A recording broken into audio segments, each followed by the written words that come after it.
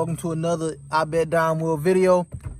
Sorry in my videos that I'm all over the place. I'd rather just be off the cuff than go through a whole planned out scenario. I like to give y'all the raw footage of everything. So today, just like last video, I explained to y'all, we're gonna be discussing this more so the intake manifold that I put on here, and kind of what's going on under the hood. We got the Edelbrock Victor II. I have not seen any reviews on this that's kind of worthwhile. I haven't seen any great footage on it, so I figured that if I wanted to know a little bit more about it, and if I wanted to get all I could out of this 6.4, I'd just try it out myself. So we got, of course, the Edelbrock Victor II. The main reason for me going with this intake is because eventually either I'm going to boost the car or I'm going to spray the car. If I boost it, I'm going to spray it as well. But I don't really know what route I really want to take. I'm kind of just dabbing in a couple areas to try to see what I can get out of it. So just kind of go over the detail of what it is. Of course, like I said, I'll show y'all some up close footage just to see. Just so y'all can kind of see what's under the hood, how it looks. I haven't had any, it's not doing any rubbing at all, anywhere. It is a mark here, but that's just basically from the way that it was stored. So that's a completely different story. The intake was actually fabricated while I was at the shop because we could not find the intake that was actually supposed to go with it, so we just made one. So this right here is running a Spectre, or a Spectre, I'm not sure exactly how you pronounce it, but it's just like a typical one that you can just go buy at AutoZone. I was trying to get a K&N, but at the time I did not have a K&N at this size that I can put my hands on, so that's when I slapped on there. This part is made out of aluminum. That's another thing, is that the case here is made out of aluminum versus the stock 6.4 manifold is made out of plastic, and that's actually about to be in the process of getting ported once I can get everything in order, because we probably gonna go with a bigger throttle body and go ahead, like I said, port the intake, going with a bigger throttle body, and trying to see, of course, how many, what type of gains we can get out of that. So I haven't seen any, like this part here hasn't been sucking in or anything like that on me actually hitting the gas. So another thing is that I got some footage that's gonna be in this video. I'm on 2 different dynos and I'm basically getting the exact same numbers. So I thought that was one of the biggest things, because what I've been talking about with the guy here in Houston is that people get on the dyno and they just go for the number. I don't really care about the number so much right now. I just care about being pretty quick out here.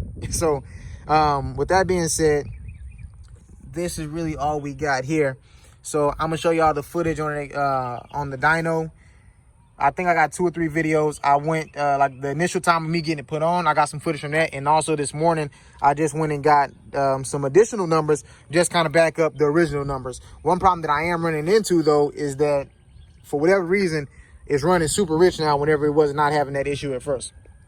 So I got to get that worked out with the tuner. So let's go ahead and get to the fancy footage.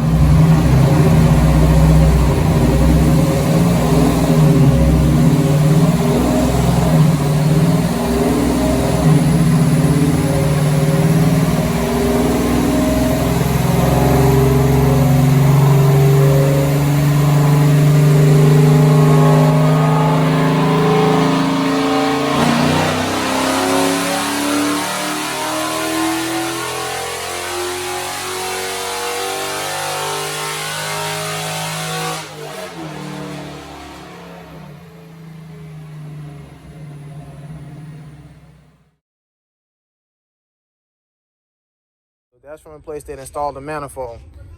That's what they did the dyno run then. Now I'm gonna show y'all the footage from Slater's, and that's where I always get all my dyno runs from. So I just want to make sure that when I'm looking at my numbers, I'm looking at my gains, that I'm basically getting it off the exact same dyno, so I'm not getting numbers that's all over the place. So the next video is gonna be at Slater's.